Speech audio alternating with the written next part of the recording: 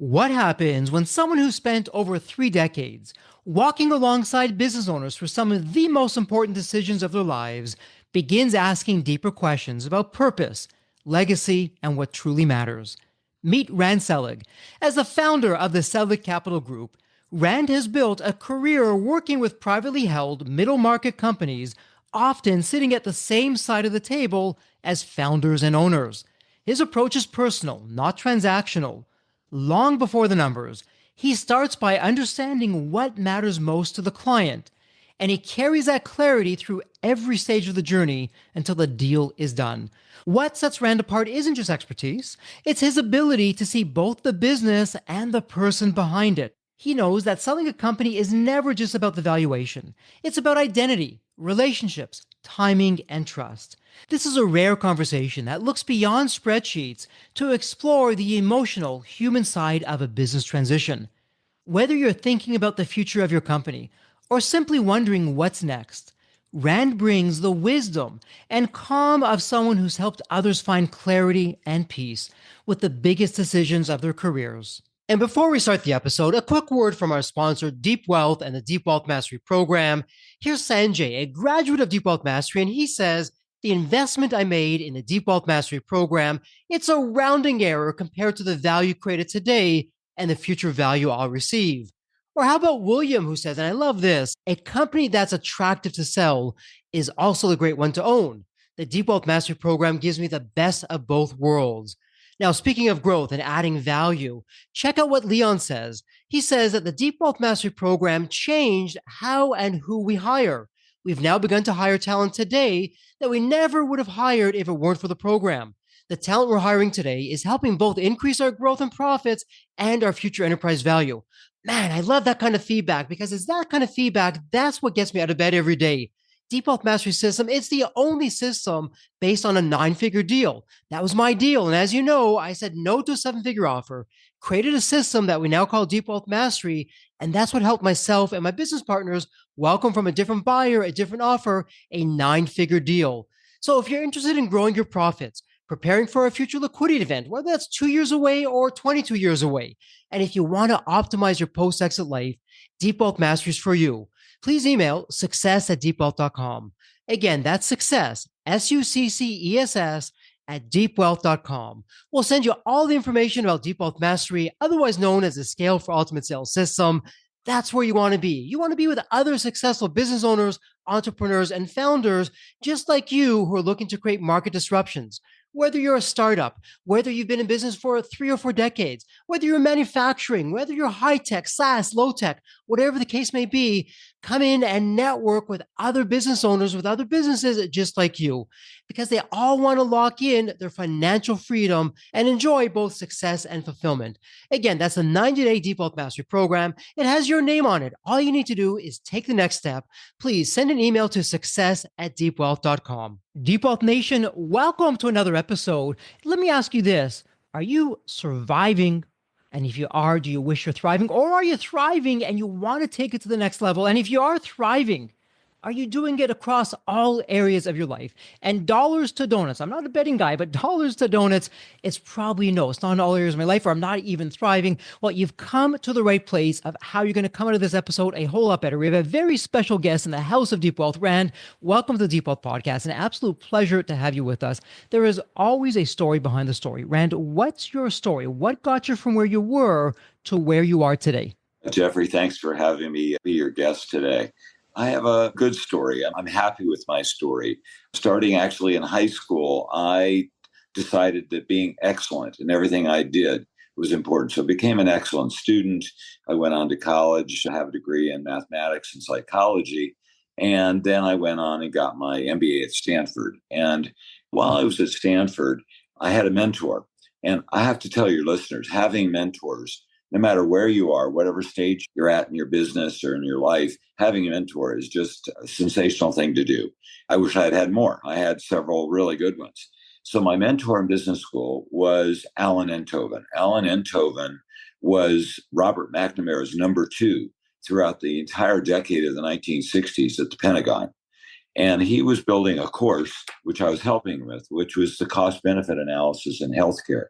for medical students and for business school students. And one day, he's a super smart guy, a Rhodes Scholar. He's tapping his pencil on his desk as we're creating more thoughts about this course we're creating. He says, by the way, what are you going to do when you finish the program in June? I said, oh, well, I'm probably going to go back to Washington, D.C. I've spent some time there before going to business school, and policy analysis is really what I'm very keen on. And he said, that's an interesting and important arena. And who would you work with? And I said, well, probably one of McKinsey or Booz Allen, one of those. And he broke his pencil. He threw it at me and said, no, you are much more action oriented than that. You know what they do with those reports. They file them in the circular file. You have to go into investment banking. Do you know what that is? And I said, well, Professor Enthoven, I do. I'm a good student. And I had several friends who went to Wall Street last summer.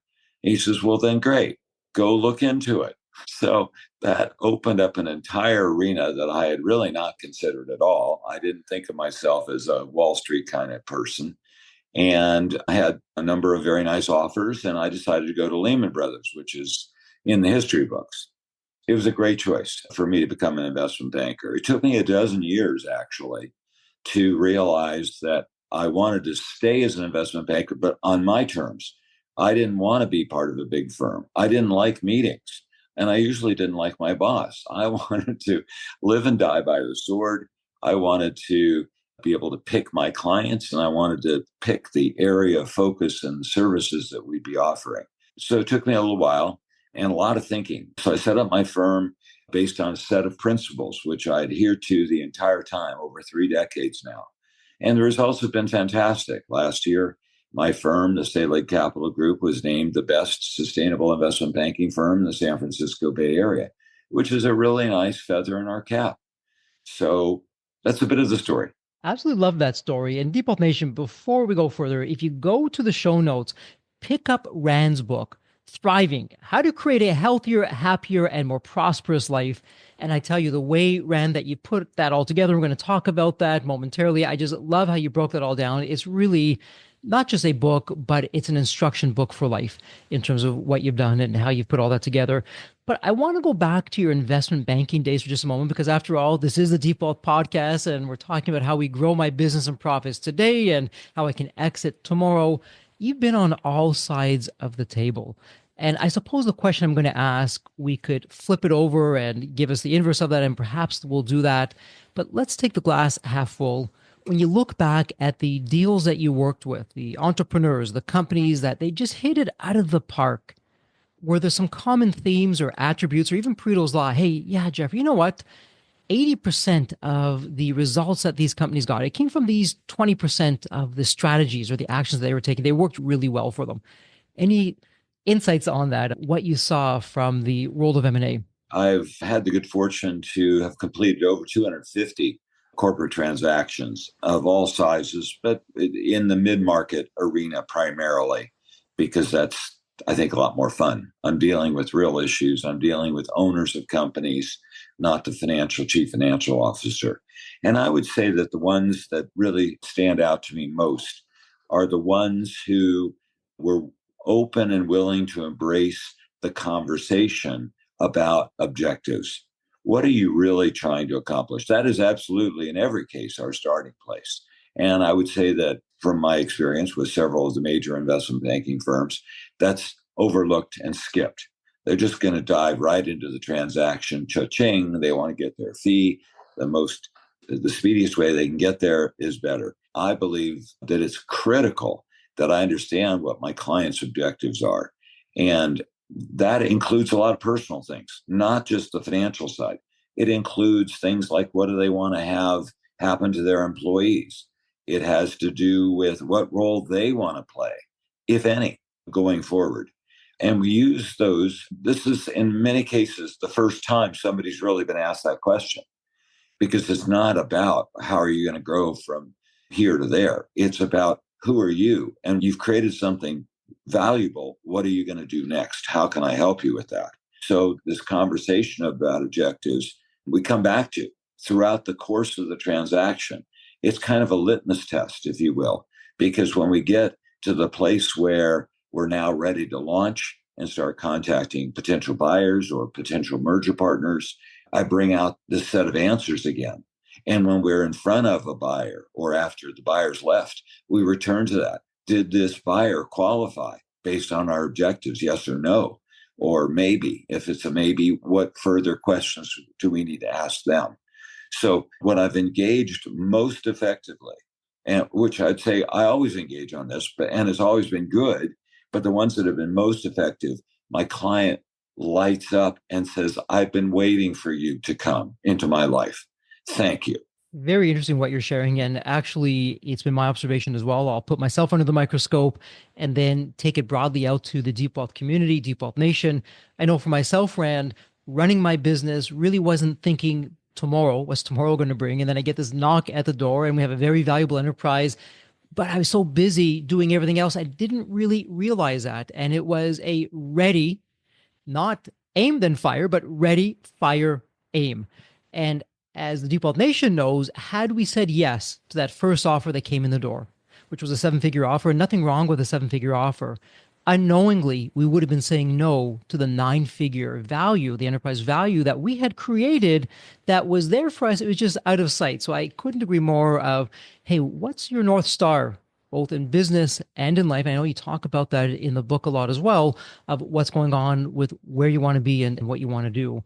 And actually, it's a perfect segue for your book on thriving. And I'm wondering, when I started to go through it, I couldn't help but think, Rand, for you, what was the personal turning point that inspired you to write Thriving? And how did that moment shape the message of the book?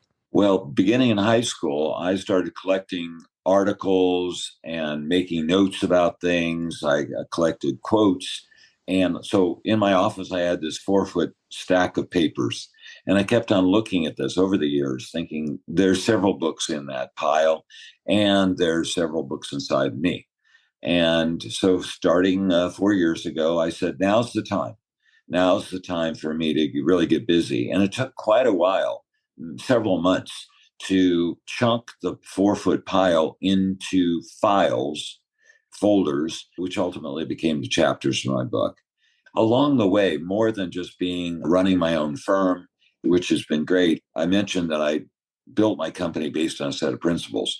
And the principles include being able to live and work in my community. I didn't want to have a big commute. And if somebody said, oh, you don't have a financial district address, we're not interested, I say, I'm delighted to hear that, because if that's what's most important to you, I'm not sure I want to be working with you. I want to work with somebody who cares about quality and substance and follow through and great communication. So this book came from a lot of thinking about who I was as I walked through life.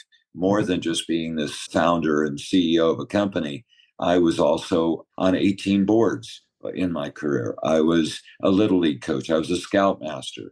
I got involved with a lot of environmental projects, not just on the board, but rolling up my sleeves to do the work, which is a lot more important than being a talking head sometimes.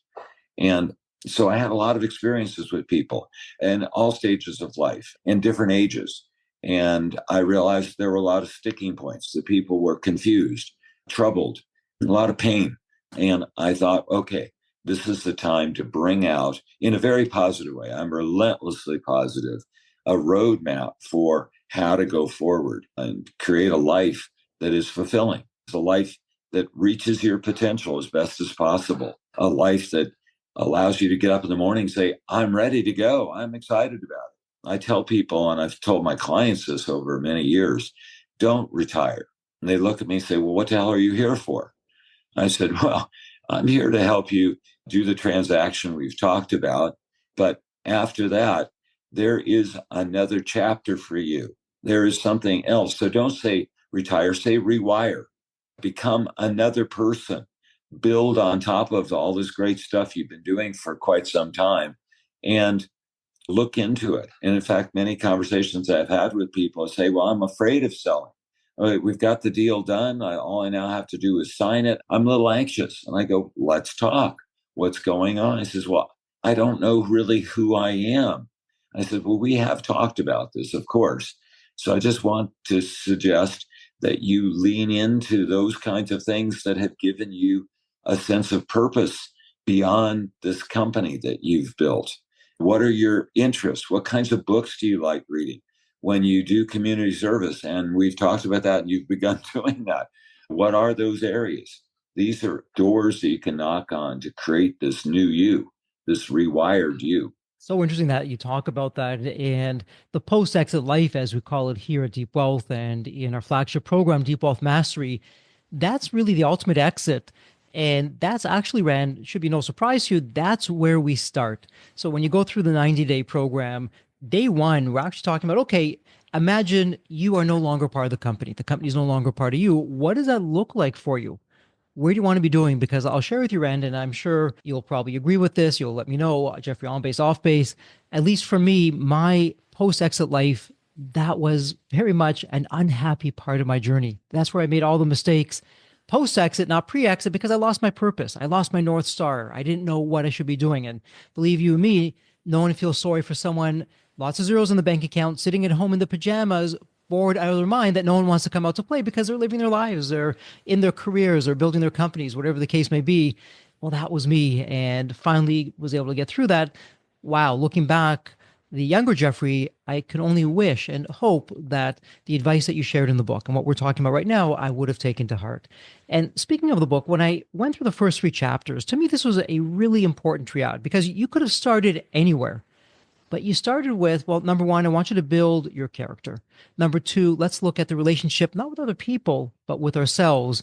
And then in chapter three, well, how are we going to manage ourselves? You don't hear that a lot in business, but you started there. Those were the first three chapters that you began with.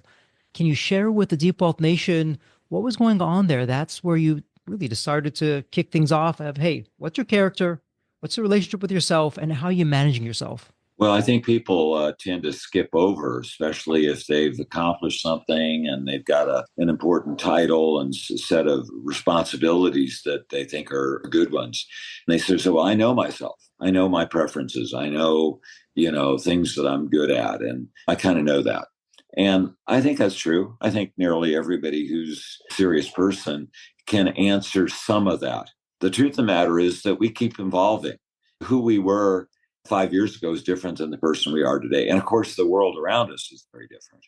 And the deeper dive around who you are, what you will stand for and what you won't stand for, what kind of environments are really best for you, what kinds of things are you best advised to get support around, whether it's emotional kinds of things or it's the work kind of environment. People don't leverage themselves nearly enough. I mentioned not having enough mentors, this kind of thing. So those first three chapters in my book are really anchoring.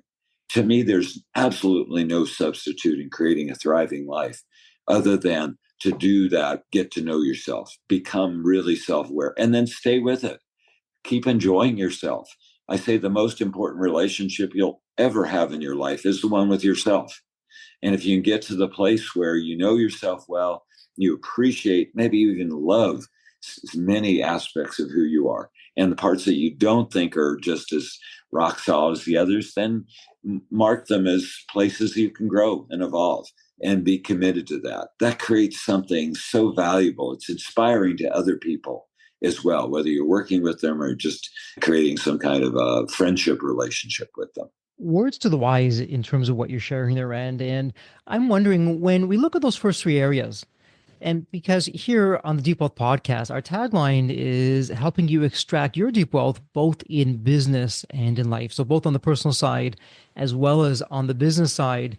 When we're looking at the character of us and the relationship with ourselves and really managing how we're interacting with the outside world, love your thoughts on base, off base. I could have the best service or product in the world. I can have the most incredible team in the world. But if I'm not showing up, firing on all cylinders, I'm going to be losing my competitive edge. I may not be getting the absolute best out of the business, out of life that I could, because on the personal side, I have some issues there. Thoughts about that? Yeah, I think there are a number of hallmarks of people who are very centered, who are accomplishing a lot, who are surrounded by high quality relationships, deep and enduring relationships. I think one of those things is having integrity. And integrity basically means that you do what you're saying you're going to do. Your word means something. than when you say very casually, oh, I'll send you the link to that, or I'll email you with the name of that book that I just mentioned. You actually do it. You don't Mm-hmm. just sort of drop the ball, you follow through. Now, this applies in life, and of course, it applies in business. When you can deal with somebody in the business arena who follows through that way, wow, you don't have to keep following up. You don't have to keep saying to yourself, what was the name of that book? I can't remember it. And dang, I wish I did because it sounded like a really good book, or whatever the situation may be. So integrity becomes really important. There are many elements associated with integrity. Being honest would be another. I talk about the importance of having a legacy and living it, knowing what your legacy is. I'm very big on writing stuff down, partly because I think by writing down, you see what's missing. You see inconsistencies. You can't just think it through by yourself. And so writing it down becomes another roadmap in a way. So a legacy to me is one of these things that when you get clear about it, it doesn't have to be perfect and it does change over time. But I talk about my legacy being based on four things. One is excellence, which we talked about a few minutes ago. Another is having purpose all the way to the end, the very last bit of your life, having purpose, even if your purpose is just being kind and being respectful and being interested in somebody else, being encouraging, these kinds of things. A third one is being the kind of person where you are, in essence, being love. It's not the romantic thing I'm talking about here. It's the kinds of qualities of respect and caring and concern. And you're doing that not with necessarily only the people closest to you in life, but the people you meet and sitting next to you while you're having a cup of coffee. It could be the person who brings you the cup of coffee. And you say, oh, thanks, this is really great. I really appreciate it. Make eye contact.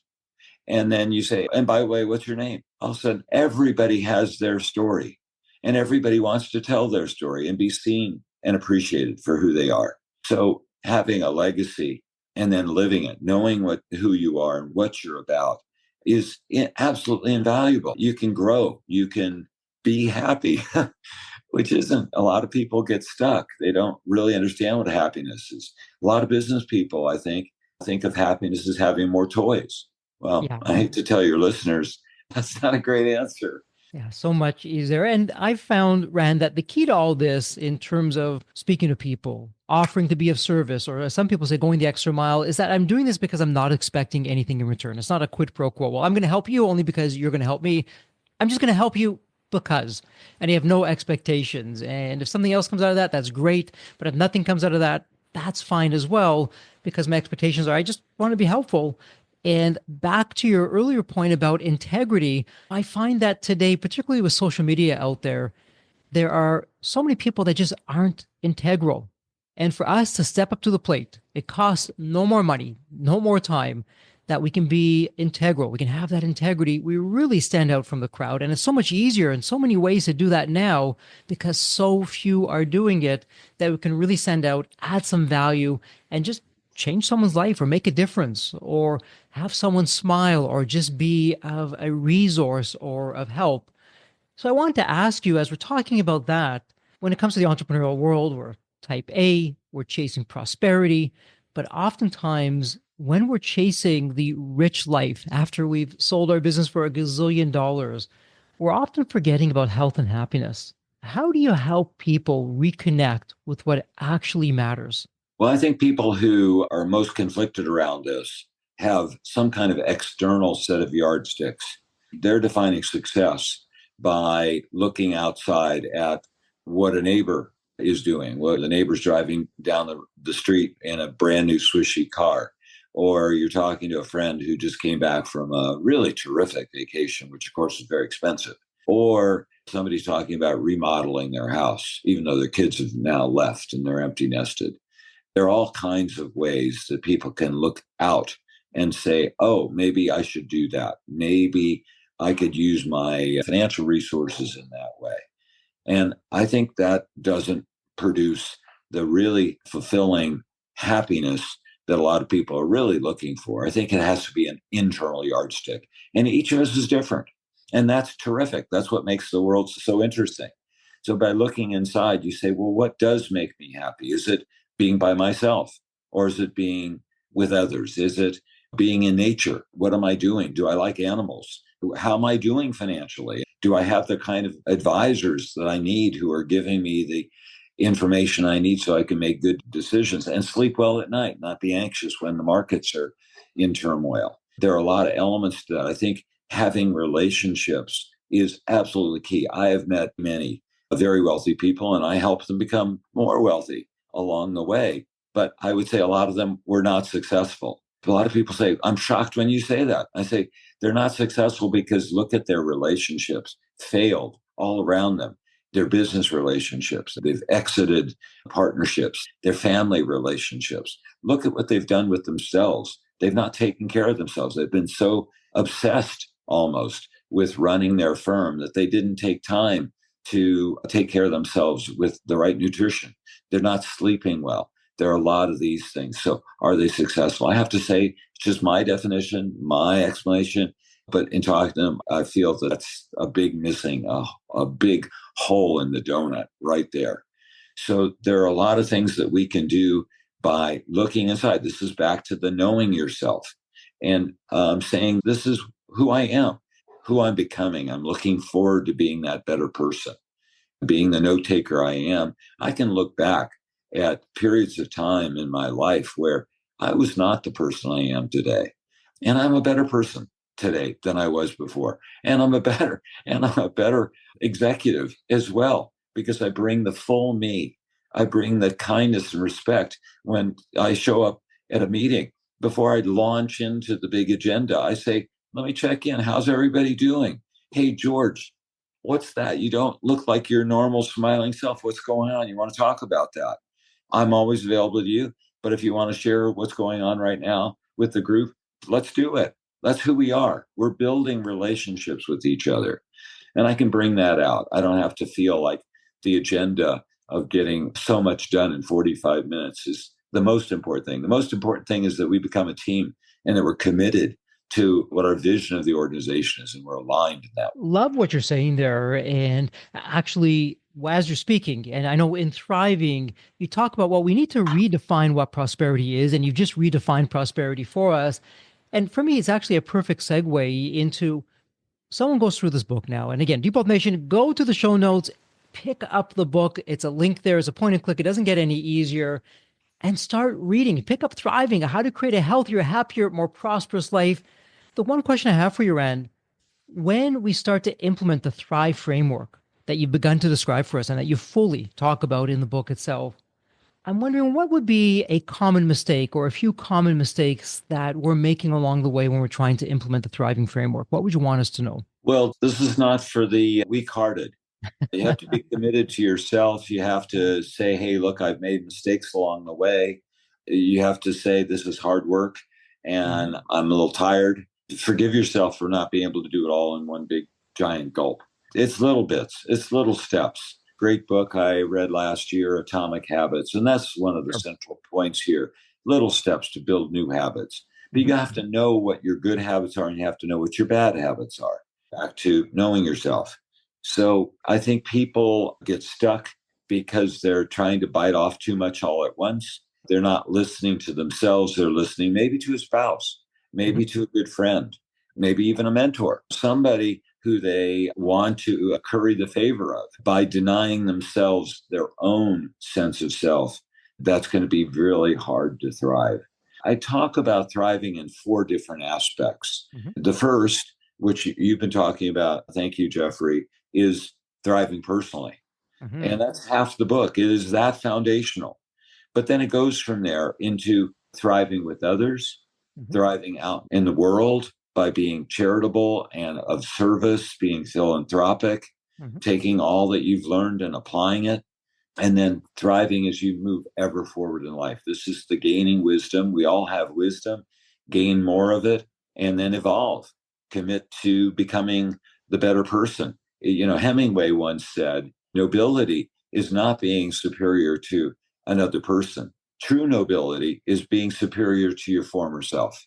And that captures so much. Again, it's about you, but not in a selfish, self-centered way. It's about you becoming a shining light. Yeah, so true. And as you're talking about quotes, and I was reading your book, and actually it came up now when we were talking. It also reminds me of one of my favorite quotes from Oscar Wilde: "Be yourself. Everyone else is already taken." And there's just so much to that in terms of, hey, where's my integrity? Let me show up as my authentic self. And I know when we're going through the book and I was going through the various chapters, probably an unfair question, we're going to ask it anyways. Rand, if you had to pick a favorite chapter, it's almost like asking, well, pick your favorite child, but is there a favorite chapter that you have? What is it and why? That is an extremely difficult question. I think the answer is going to be different for different people Uh-huh. because there are different points along the path where, for example, there's a chapter on gratitude, hugely important. Now, I already have that. I already am a very grateful person. And people say, well, how can I be grateful? I just got this bad news. I just lost my job, or I just got the medical diagnosis. And I say, yes, and I'm sorry to hear that. And I try to be compassionate. What can I do to help you? But beyond that, look around. Look around the support you have. Do you have doctors you trust? Do you have the financial wherewithal to get the medical assistance you have? Can you find a new job? Do you have something to offer? These kinds of things make you more grateful because you can broaden your perspective around that. So some people would go to gratitude because it's just something missing for them. I'm reading the book now for the audiobook. I'm the narrator when I don't have the cold going on. And there's a great chapter. I'm just delighted with this chapter. I hope it's great. Spirituality and religion of your own, where it works for you. And spirituality meaning being in awe and being humble, which for people who've accomplished a lot, having humility is a really important thing. The way I get it is I go outside and say, I am a nothing. Look at this, millions of years in the making. How does this little bug do its thing? How does this tree sprout another leaf? It's just amazing. Other important things, of course, a huge chapter on emotions. And I cover good ones like happiness and try to demystify that, explain there are different ways people go down the avenue of happiness. To love, what is love? I say being love is more important than having romantic love. That but then also some of the tougher emotions, being vulnerable, being afraid, losing somebody that you care deeply about. These are all part of that chapter as well. So I would say for your audience, and Mm-hmm. it's been especially good for me along the way, is the chapter on leadership and management. There is a lot of confusion all the time. Unfortunately, our language is a little bit wobbly and we use words interchangeably. Management and leadership are two very different concepts. And there are very few people who are both good managers and good leaders. And I like to say, well, to distinguish, you can just pay attention to what Stephen Covey said about it. He said, operational management is the efficiency of climbing the ladder to success, meeting your goals. Whereas leadership is making sure the ladder is on the right wall. To me, that summarizes a lot. I look at that because I'm talking to people, I'm mentoring people around this. And you got to, again, know, where are you? Are you a good leader? Do you have vision? That's where I started at the beginning. I've always had a sense of vision and purpose around what we're trying to accomplish. And my management, dealing with other people, is something I've had to work at and I've had to Mm-hmm. work hard at. And it's part of this evolving thing. I want to ask my next two questions. It's a similar theme. One has to do with the book Thriving that we've been talking about, and another is really looking at your business on the investment banking side. So, within the Thriving framework, if you had to distill it down into one single question, not just any question, a transformational question that someone should be asking him or herself, what would that question be within the Thriving framework? The question is, have you given yourself permission and unleashed your power to make choices in your life, to get on the path to thriving? Choices about how you're spending your time, and not just at the workplace, all around you throughout your life. Who are you spending your time with? Are these people who get you, understand you, support you, encourage you, tell you do more or to do less, as the case may be? How about your habits? What choices are you making about that? What habits do you need to create? Which habits do you absolutely are working for you and you just want to double down on them? And another choice, of course, is how you feel. And this is something that people say, is that really a choice? Is absolutely. Being Mhm. positive, for example, is a choice you can make all the time rather than being afraid, being angry, being cynical. We live in a world, a lot of cynicism. Some great insights there. And you may answer this next question the same way. It's very similar, but now we're looking more big picture in terms of an entrepreneur. And again, in your experience, as you look back so we can look forward, what would be perhaps the one question that every entrepreneur should be asking, but they rarely do? I'll throw it out this way. Jeff, you asked me a great question that I have not been asked before. I've been asked a lot of questions, so bravo on you. I think it's the question of why am I here as the business person, which I think morphs into who do I show up as when I come to work with others, whether it's clients or people I'm on my team that I'm working with in my, why am I here? And when you dissect that, you have an answer. And again, I say, write it down. When you dissect it, you say, wow, is this the person who's going to be attracted to all these other people? Is this the person who, when my kids get older, they're going to look up and say, wow, Dad, you're amazing. I'm so delighted to have you as my dad.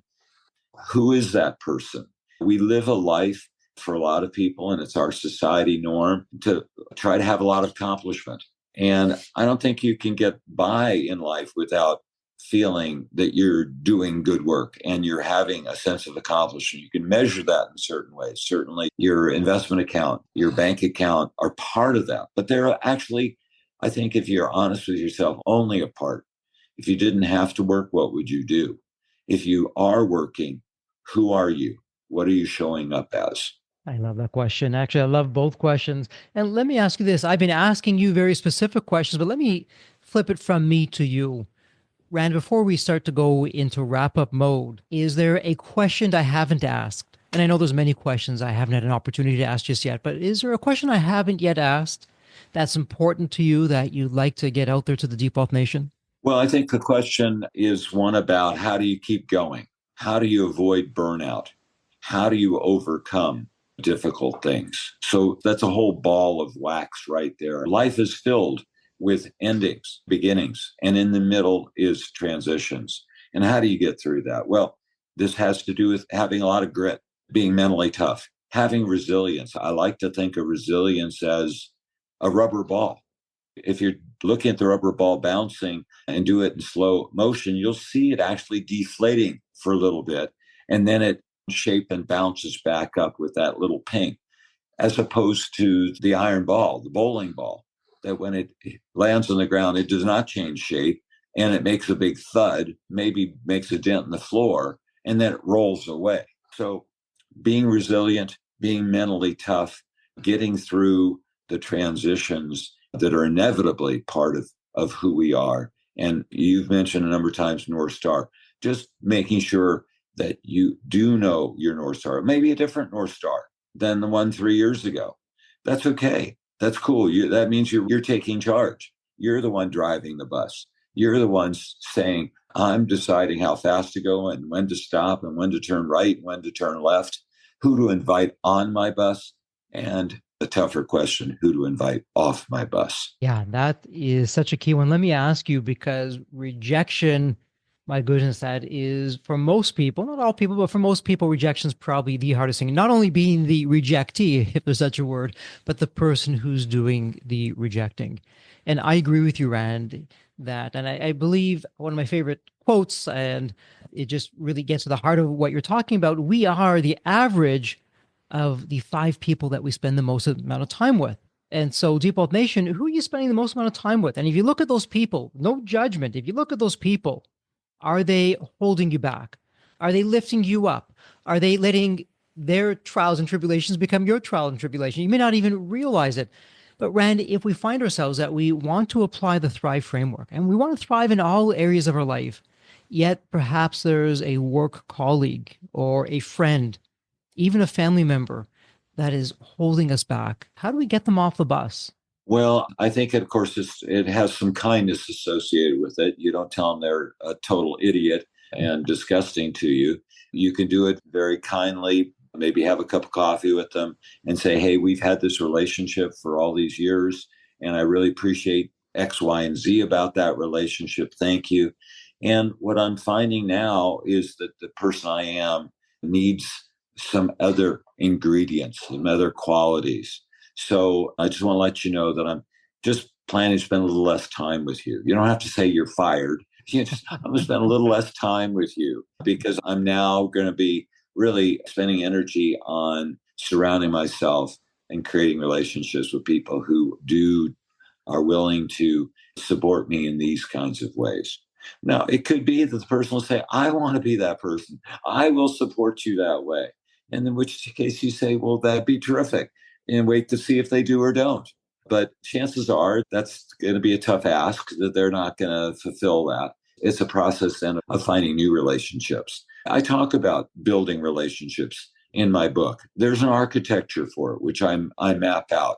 A lot of people have friends, I'll leave it in the friend domain, who are about their age, plus or minus 5 years of their own age. And that's completely understandable. But there's a richness, absolute richness to have people, friends who are older, maybe 10, 20 years older, and people who are half your age or whatever. And the way that happens is through a process of really being interested in them and asking questions. The more high powered we are, the more we want to talk. And we don't want to be doing what you're doing, Jeffrey, asking questions. Asking questions is the absolute crux of creating new relationships. And when you ask a question, you don't immediately reply, oh, I did that too. No, you just ask another question about it. Tell me more. What I heard you saying is, did I get all of that? That seems so interesting. When at the right time, they'll come back to you and say, hey, by the way, have you ever done that? And then you can say, oh, well, yeah, thanks for asking. Yes, I had an experience too. It's not quite the same as yours, but it was also really a great experience. Or it was tough. It doesn't all have to be all this positive stuff. So ask questions and then listen. Absolutely. Dale Carnegie, How to Win Friends and Influence People, that classic, timeless book, all about asking questions. And I shared it before on the podcast. I'll share it again just now. I will always remember the story that Carnegie tells. He was at a dinner party back in the day, and he was speaking to someone that he had just met. He barely said all of 5 words, and the person walked away saying, wow, that was the best conversation I've ever had, just because he was listening, saying a few words, asking a question, pausing, stopping, letting the other person talk, because we all love to talk about ourselves. And by the way, Default Nation, when you go to the show notes and you click on the link for the book Thriving, Chapter 9, Relationships with Others, it's in section 2 of the book, Thriving Together. All of the strategies are there. So, Rand, all that said, we're going to go into wrap up mode now. And this is really my favorite part because it's a tradition here on the Default Podcast. It's really my privilege and my honor where every guest I ask the same question. And it's a fun question. Let me set this up for you. When you think of the movie Back to the Future, you have that magical DeLorean car that will take you to any point in time. So imagine now it's tomorrow morning and you look outside your window. Rand, this is the fun part.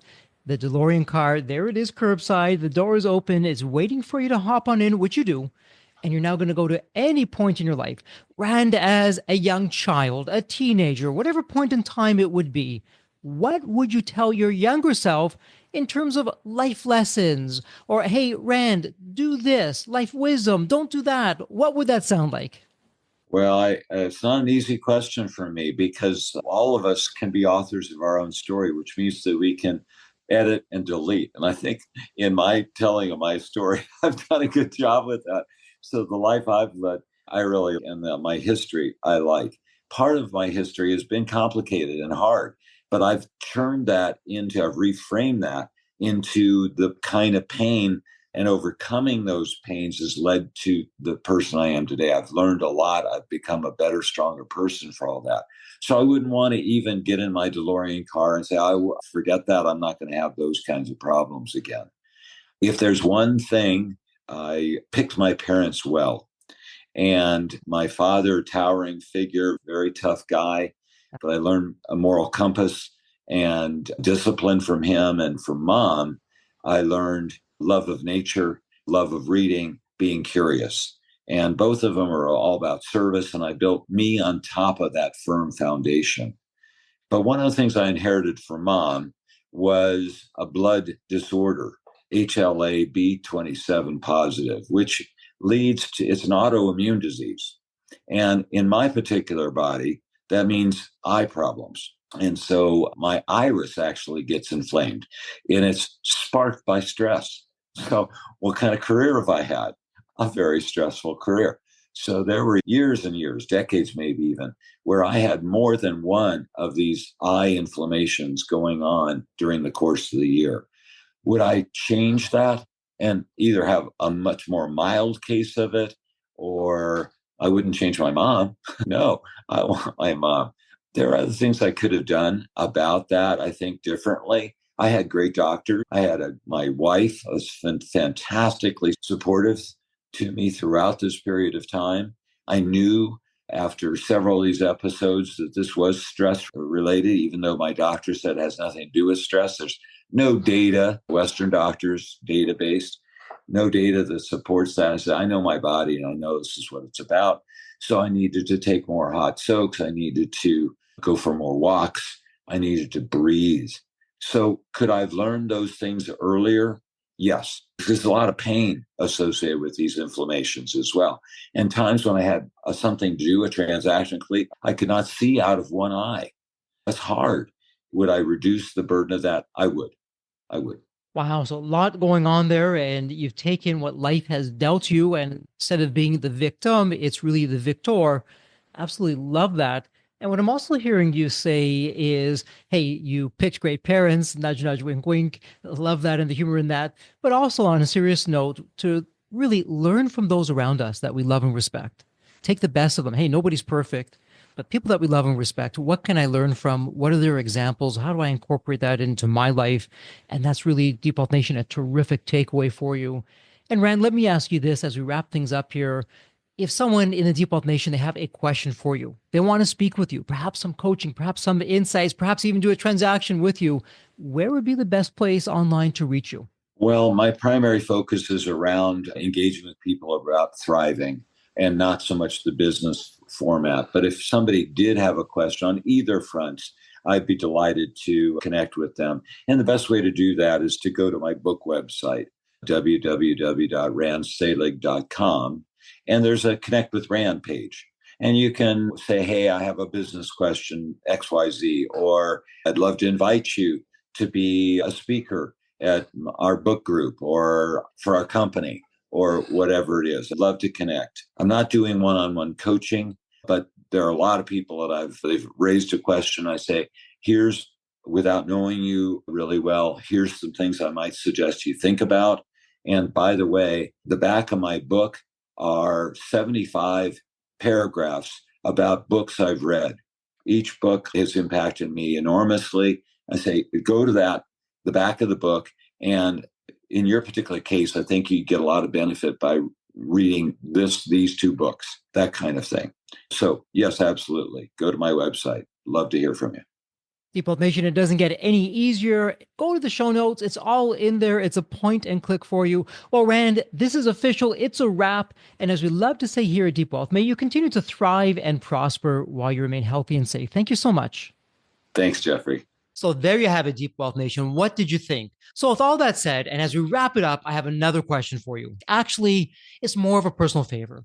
Did you find this episode helpful? Have you found other episodes of the Deep Wealth Podcast empowering and a game changer for your journey? And if you said yes, and I really hope you did, I have a small but really meaningful way that you can actually help us out and keep these episodes coming to you. Are you ready for it? The dramatic pause. I'll just wait a moment. Drum roll, please. Subscribe. Please subscribe to the Deep Wealth Podcast on your favorite podcast channel. When you subscribe to the Deep Wealth Podcast, you're saving yourself time. Every episode automatically comes to you. And I want you to know that we meticulously craft every one of our episodes to have impactful strategies, stories, expert insights that are designed to help you grow your profits, increase the value of your business, and yes, even optimize your post-exit life and your life right now, whatever you want that to look like.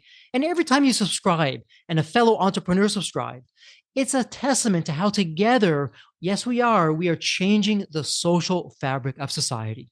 one business owner at a time, one liquidity event at a time. So don't let the momentum stop here. Subscribe now on your favorite podcast channel. You'll never miss an episode. You'll be the first to hear from the top industry leaders, the innovators, the disruptors that are really changing and shaping the business world. And maybe you're commuting, maybe you're at the gym, maybe you're taking a well-deserved break that we spoke all about on this episode. The Deep Wealth Podcast, it's your reliable source for the next big idea that could literally revolutionize your business. So once again, please hit that subscribe button, stay connected, inspired, and ahead of the curve.